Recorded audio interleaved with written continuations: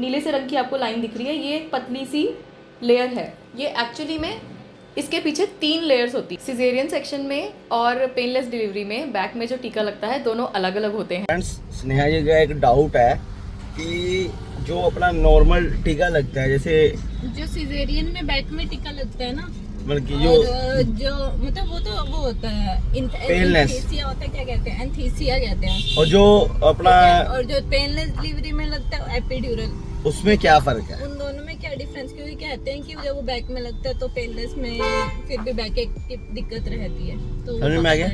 आज ये डाउट आपका क्लियर होने वाला है। के पास सब मैम के पास चलते हैं, उनसे पूछेंगे एक बार जाके क्या है क्या नहीं है।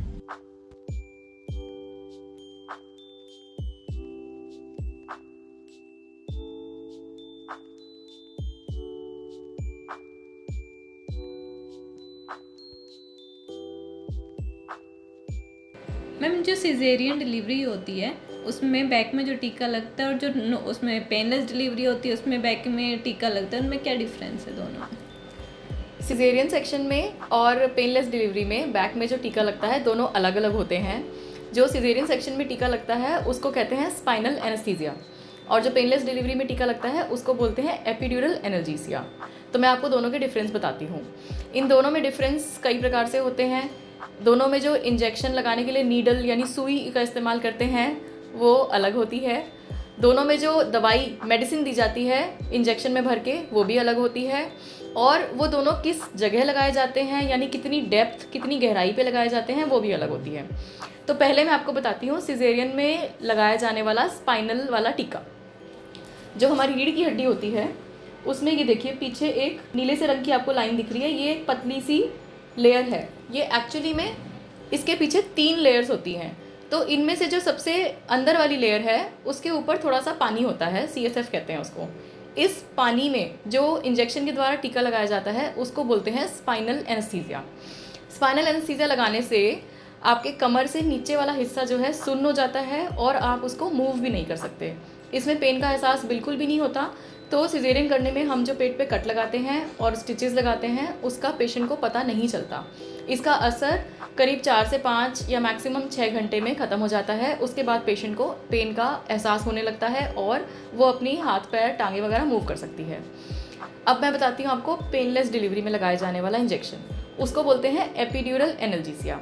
जो रीढ़ की हड्डी में ये तीनों लेयर्स हैं, ये ब्लू वाली लेयर्स, इसके भी ऊपर एक छोटी सी 3 mm की खाली स्पेस होती है।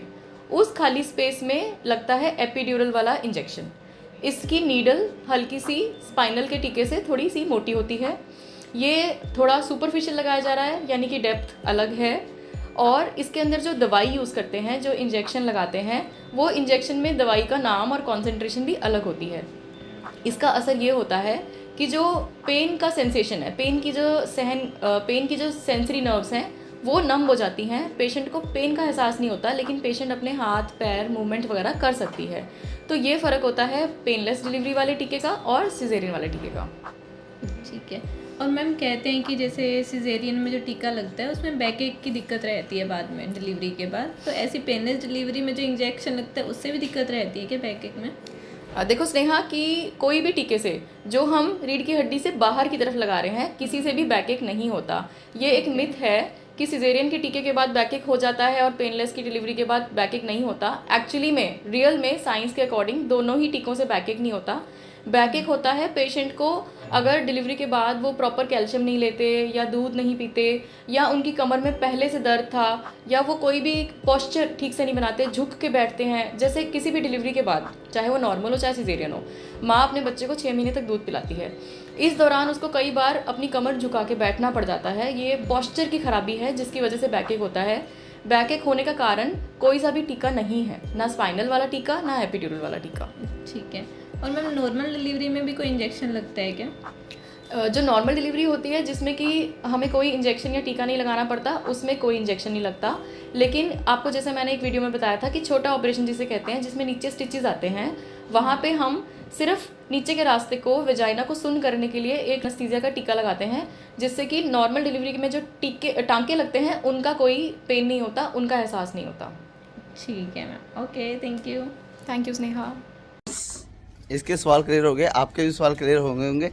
तो जो टीके हैं ना वो तीनों में अलग अलग लगते हैं, मतलब कि छोटे ऑपरेशन में, बड़े ऑपरेशन में और नॉर्मल डिलीवरी में। नॉर्मल नहीं, पेनलेस डिलीवरी में। नॉर्मल में तो कुछ भी यूज़ नहीं होता, ठीक है ना। तो आई होप कि आपके भी क्लियर हो गए होंगे। कैसी लगी ये वीडियो, ठीक है, आपके सवाल क्लियर हो गए और ये जरूरी थे, कईयों को नहीं पता होता पर ये अच्छे थे। और चैनल को सब्सक्राइब नहीं किया, कर लो। Thank you doctor Ruchi Jain ma'am का। तो हॉस्पिटल लोकेशन लिंक डिस्क्रिप्शन में मिल जाएगी। कोई भी आपका सवाल है तो इंस्टाग्राम आईडी और आपको जो उनका फेसबुक पेज है वो भी मिल जाएगी, ठीक है, डिस्क्रिप्शन में आप चेकआउट कर सकते हो। तो आज के लिए इतना काफ़ी है। Bye bye, thank you for the video.